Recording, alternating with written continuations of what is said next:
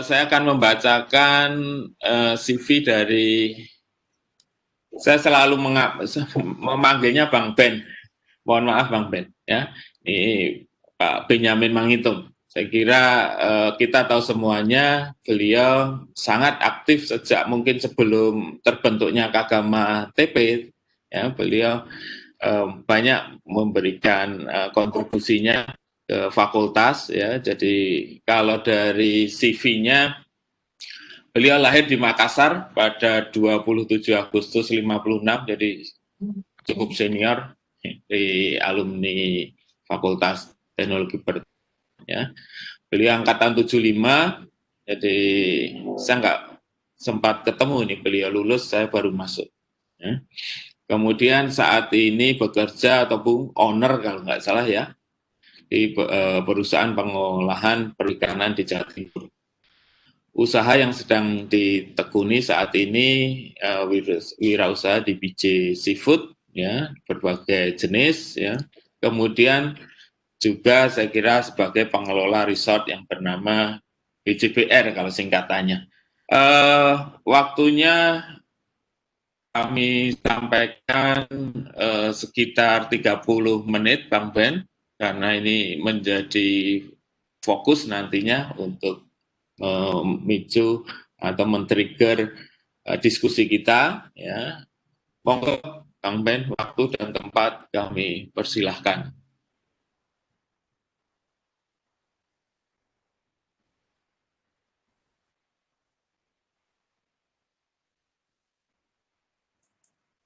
Masih di mute kayaknya.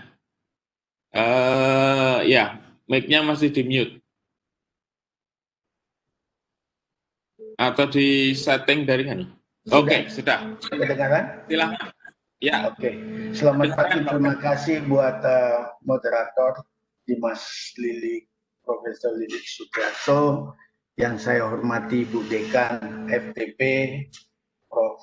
Maya, yang saya hormati Ketua Kagama, mana kita jadi sesama pengurus, Prof. Jagal, Mbak Yu, Prof. Endang Sutriswati, Mbak Trisya, Pak Maman, Pak Soca, dan hadirin sekalian, para senior saya, Pak Marsono, ada Pak Untung, dan sebagainya. Dari Dinas Perikanan Provinsi, terima kasih buat menghadiri webinar ini dan para pembicara yang lain. Yang di sini adalah saya terperanjat mendengar pernyataan Presiden pada waktu pidato kenegaraan mengenai food estate. Di sana terbayang bagi saya food estate itu adalah darah. Beliau mungkin tidak menyinggung apa saya salah mendengar bahwasanya food estate akan ditingkatkan kedaulatan pangan dan sebagainya. Kemudian pagi ini saya lebih terbuka mata mendengar Prof. Jagal tadi mengatakan bahwasanya yang mengabaikan laut itu negaranya bisa runtuh, tapi yang mengutamakan laut dan sebagainya bisa berjaya. Negara kita ini negara yang dipersatukan oleh laut, bukan dipisah oleh laut. Negara yang begitu garis pantainya panjang, saya kira terkuat di dunia sesudah Brasil, saya kira. Sampai KKP itu mengatakan produksi ikan kita, stok ikan kita kurang lebih 14 juta ton. Ini angka yang sangat benar. Mungkin Pak Agus Herukuno nanti bisa mengkoreksi datanya lebih valid. Kemudian dari situ kita mengetahui ada sebanyak kurang lebih 5.000 spesies ikan laut. Nah, mungkin dari semua kita yang ada di sini yang tidak berkecimpung di bidang perikanan, mungkin hanya sedikit mengenal ikan-ikan ini, ikan-ikan laut. Ada yang berwarna-warni, mungkin bisa disajikan, jadinya bisa dijadikan gambar ikan, ada sekilas menyampaikan, memperlihatkan begitu kayanya potensi perikanan. Dari 5.000 spesies ini, yang mendarat kira-kira yang didaratkan tidak lebih dari 50-60 spesies ikan. Itu di zaman sebelum illegal fishing dilarang, Itu kebanyakan buat ekspor. Contoh yang terbesar kakap merah menuju ke Amerika Serikat dalam bentuk fillet skin on. Kemudian setelah ilegal dilarang, kemudian diambil tindakan tegas. Sekarang banyak mendarat. Ikan-ikan ini sudah banyak sekali mendarat di pelabuhan pendaratan. Daerah tangkapan ada 3. Saya tolong dikoreksi Pak Agus Heri nanti. Yang ada di sebelah timur yaitu di sebelah selatan Papua, Kepulauan Aru, kemudian sampai ke Pulau Seram, sampai ke Kepulauan Banda, terdiri dari ikan permukaan, ikan melayang di tengah-tengah, dan ikan dasar. Di daerah laut dalam tidak mungkin ada pancing, tapi ada gillnet, yaitu jaring, penangkapan dengan jaring. Sekarang ini rata-rata pendaratan di sebelah timur ada Kepulauan Natuna yang lagi diributkan, kemudian di tengah sudah tidak banyak, daerah Sulawesi sana, laut Sulawesi, kecuali Sulawesi Utara dan terkenal dengan ikan-ikan permukaannya, banyak sekali. Sekarang apa yang terjadi? Yang kita lihat bahwasanya yang sekian ini, saya melihat ada ketidaksinambungan. Maaf, mungkin Pak Heri nanti bisa jelaskan lebih jelas. Ketidaksinambungan antara program pemerintah yang dicanangkan, gemar makan ikan, peningkatan konsumsi ikan per kapita, makan ikan bergizi tinggi sebagai anti stunting, dengan kenyataan kembali lagi Pak Agus Heri yang bisa memberikan data bahwasanya konsumsi ikan per kapita menurut Biro Pusat Statistik berkisar di angka 34. Namun klaim dari Menteri Susi mengatakan 41 atau 42. Bahkan akan ditingkatkan menjadi 51 atau 52 kilo ikan dikonsumsi per kapita rakyat Indonesia. Namun kenyataannya mungkin yang banyak mengkonsumsi orang-orang atau penduduk Indonesia yang masih ada di wilayah pesisir pantai yang dekat ke daerah pendaratan ikan. Ikan sampai, jadi belum sampai. Kenapa dia tidak sampai ke daerah distribusinya? Sekarang ini saya ada di Kota Probolinggo, di mana basis saya itu ada penangkapan, di situ juga ada proses produksi saya, pengolahan yang sepenuhnya buat ekspor. Apa yang saya alami 5 tahun lalu, 6 tahun lalu dengan sekarang beda jauh. Tangkapan sangat melimpah, jumlah tangkapan melimpah, jenis tangkapan berbagai. Namun semua masih menyasar kepada ekspor. Semua masih menyasar. Sekarang tangkapan sudah melimpah, hukum ekonomi berlaku. Kalau kamu banyak nangkap, banyak menawarkan, harga turun. Contohnya misalkan satu spesies Pristipomoedas yang kita kenal dengan angkoli, mungkin hadirin sekalian tidak mengenal apa itu ikan angkoli. Angkoli ini keluarga dari Lucanus yang disukai di daerah Hawaii dan di Australia. Harga awalnya itu paling tinggi sudah 56, 57. Sekarang kita bisa dapat dengan harga 33.000. Karena apa? Tangkapan melimpah. Pasar itu saja. Australia dengan 17 juta mau makan ikan berapa? Sedangkan ikan ini tidak populer di Eropa. Populer hanya di Hawaii. Nah, ini tugas pemerintah tentunya mendorong, mengadakan expo, mengenalkan ikan-ikan, bahwasanya bukan hanya Pristipomoedas, bukan hanya Lucanus erythroterus yang dihasilkan oleh Indonesia, masih banyak yang lain. Tapi kita juga lupa bahwasanya pasar kita mempunyai penduduk 267. Nanti bisa ada data berapa persen yang sudah mengkonsumsi ikan laut. Stigma yang ada, ikan laut itu mahal. Betul, dulu mahal. 57.000 untuk pasar ekspor. Bagaimana mau masuk pasar lokal? Gak mungkin. Kakap merah 77.000. Gak mungkin. Tangkap merah masuk ke arah supermarket sudah 2 kali lipat, 160.000, gak ada yang mampu beli. Sekarang ini sudah berkembang menjadi 50-60 spesies yang didarahkan dengan tujuan pasar masih negara Cina dan Korea. Ini mengakibatkan harga turun. Seperti belut laut itu 37.000, sekarang tidak lebih dari harga 25-26.000 per kilo. Belut laut.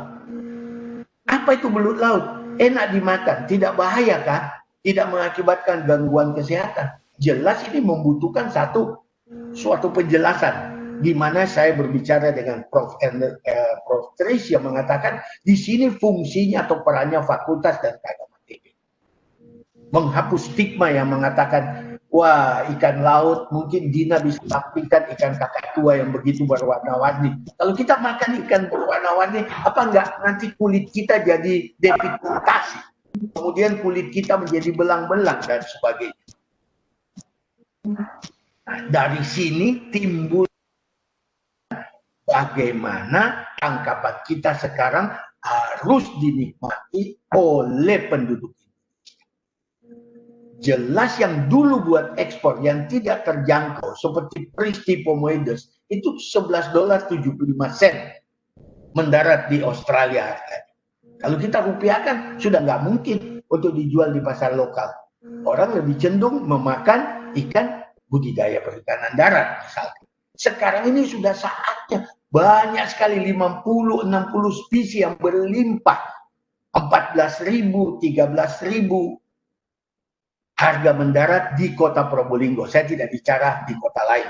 Saya melihat hanya di kota Probolinggo. Dan ini kemudian mereka kesulitan. Sekarang ini mungkin di kota Probolinggo sudah ada hampir 1.000 ton yang namanya belut laut malong. Belut laut itu tertumpuk karena harga sudah jatuh dengan drastis. Bagaimana pemerintah memberdayakan supaya produk-produk ini bisa terjual di pasar dalam negeri.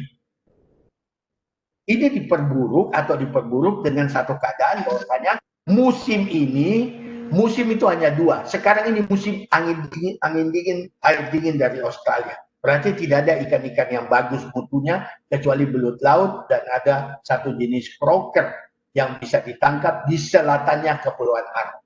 Jadi memang tidak ada pilihan bagi nelayan ataukah berhenti melaut ataukah tetap menangkap. Akhirnya stok ini menumpuk. Sekarang apa yang saya pikirkan? Kita mempunyai bulog. Saya hanya tahu ada bulog beras, mungkin ada bulog kedelai, ada bulog apa. Bagaimana pemikiran kita tentang bulog perikanan? Kita tidak usah membeli, Pak Agus Heri. Kita tidak usah membeli. Jangan pemerintah membeli dari petani seperti bulog. Tidak. Melainkan ada satu gudang induk di mana para pengusaha, Bu Susi anti dengan kata nelayan untuk pengusaha perikanan. Kapal di atas 100 GT jangan bilang nelayan, itu pengusaha suku. Satu musim bisa nangkap 100-150 ton satu kapal. Probolinggo 300. Nah, sekarang adalah bagaimana kita menetapkan 2, 3, atau 5 jenis ikan yang akan diperkenalkan kepada rakyat Indonesia yang jauh dari pantai, sambil dikenalkan harganya juga bagus, nilai gizinya kita perkenalkan, cara mengolahnya diperkenalkan, hilangkan stigma. Banyak makan ikan laut, amis, itu sisa buangan ekspor yang sudah tidak laku. Itu kemudian bagaimana masaknya, aku hanya tahu yang goreng toh. Dia tidak tahu di tim, dia tidak tahu dibuat segala macam. Padahal itu bisa. Oleh karena itu pandangan saya mengenai bulog perikanan adalah pemerintah membangun gudang induk yang dulu diadakan oleh Perinus Pak Agus Heri, itu ternyata tidak jalan. Perinus pernah menyimpan di cold storage saya sampai 600 ton. Nggak jalan.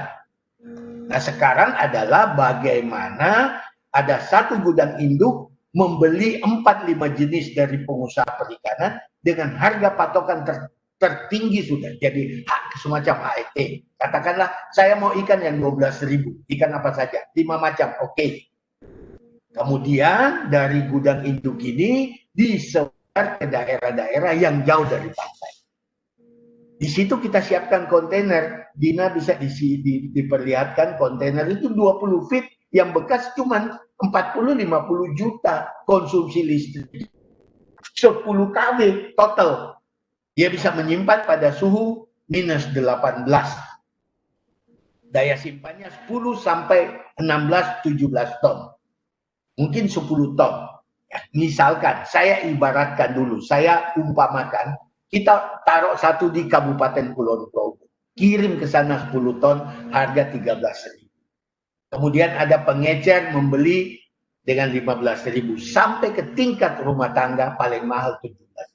Ini setara dengan hasil budidaya ikan darat. Nah, kemudian masuklah Kagama TP dan FTP mengajarkan mereka bagaimana mengolah, bagaimana untuk baby dan sebagainya. Sebab stunting ini bukan sejak baby, bahkan sejak remaja kalau perempuan, supaya dia gizinya bagus sehingga melahirkan generasi yang tidak stunting. Nah, apa yang saya istilahkan dengan bulog perikanan ini, mata rantainya sangat simpel. Daratan seperti Probolinggo, Pekalongan, kemudian daerah Paciran, Lamongan sampai ke Pangandaran, itu wajib ada gudang besar membeli ikan dengan harga sekian, tidak boleh lebih mahal. Kemudian baru kita keluar. Apakah dibayar? Bisa, tidak usah dibayar dulu. Nanti kalau ikannya terjual, baru dibayar kepada pengusaha perikanan. Kalau 10 ton di tempat saya di Probolinggo itu 27 agent. Kalau 10 ton itu cuma 400 kilo, Pak. 400 kilo kali 112.000. Itu 5 juta, nggak ada artinya, bukan satu biaya yang sangat besar. Nanti kalau sudah laku, kamu tak bayar. Jadi seperti konsinyasi. Pemerintah nggak keluar duit. Yang keluar hanya biaya membeli kontainer. Biaya menyediakan daya. Di webinar ini ada Pak Benny Marbun dari PLN. Teman asrama saya, mungkin bisa akan ikut bersuara. Dengan demikian, memberi satu percontohan, kemudian bergerak ke tempat lain di daerah istimewa Yogyakarta. Kali itu dianggap berhasil, kita masuk ke Jawa Tengah. Kalau itu berhasil, kita masuk ke Jawa Barat. Kalau itu berhasil, kita masuk ke mana? Perlu satu bulog se-Indonesia, Pak. Tidak perlu terlalu susah. Bulog itu per provinsi saja. Provinsi penghasil ikan, itu saja yang kita, tidak usah se-Indonesia, jadi satu saja. Jawa Timur ada di mana? Jawa Timur. Kemudian di DIY ada di mana? Nanti dia menyebarkan. Dengan demikian, apa program pemerintah terpenuhi, dan juga buat pengusaha perikanan tidak semata-mata memikirkan pikiran ekspor. 267 juta kalau 1% makan ikan, itu sudah 2,67 juta jiwa. Ini sudah terjadi di salah satu kabupaten di mana kami mensuplai. BLT tidak diambil dalam bentuk tunai, tapi diambil dalam bentuk beras, apa-apa, antara lain ikan. Produk ikan ini adalah setengah kilo. Jadi setiap kali dia datang, dia gesek kartunya, dia dapat ikan setengah kilo. Dan dijamin mutunya, bukan ikan asal-asalan, bukan ikan yang nggak bisa dimakan. Kenapa bukan ayam? Ikan ini karena diharuskan beli dari nelayan kecil untuk diolah, kemudian dijual. Harganya sudah tertentu. Harga dari nelayan berapa, setelah diolah berapa, tiba di konsumen berapa nilai.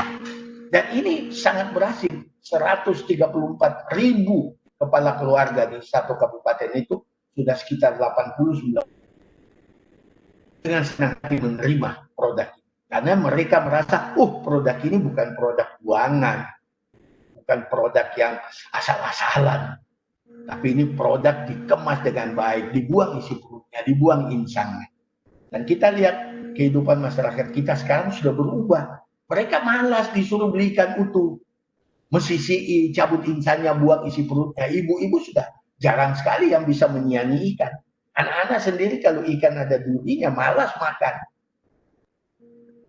Yang kita sediakan adalah ikan sudah dalam bentuk daging yang siap diolah, bahkan sudah siap dengan bumbunya. Jadi ikan ini cocok buat apa, cara masaknya apa, bumbunya ada di situ. Caranya Anda begini, cairkan bumbunya, siram, siapkan nasi putih, Anda makan sekeluarga. Ini yang menjadi satu bahan pembahasan saya dengan Bu Dekan mengenai food bank, begitu, dengan Prof. Trisha dan Pak Jagal. Mari kita sepanjang itu buat Gajah Mada, buat Kagama. Insya Allah saya bisa menggerakkan di Probolinggo untuk menjadi sponsor jika mau diadakan gemar makan ikan. Dan kita sudah buktikan waktu Menteri Susi kita undang itu 3.300 orang kita kasih makan ikan. Kita bawa ikan 1.317 kilo pada waktu itu. Dan kalau kita mau mengadakan lagi, mari. Saya semoga masih ada kekuatan, diberi kekuatan kesehatan, siap untuk itu. Kita bisa menghimpun sponsor untuk mengadakan bahan-bahan. Sekarang sisa eventnya, siapa yang mengadakan, yang memberikan penjelasan mengenai ikan, bukan sekedar hura-hura makan ikan, tapi betul ada tujuannya. Kami siap untuk itu. Bu Dekan, kami siap. Mbak Trisha, Prof. Jagal, kami siap. Mari, berapa yang dibutuhkan di daerah mana, kita rancang yang baik, mari kita masuk. Dengan demikian, program pemerintah gemar makan ikan, peningkatan gizi, peningkatan konsumsi per kapita bisa tercapai. Saya kira begitu Pak Moderator, kurang lebihnya terima kasih.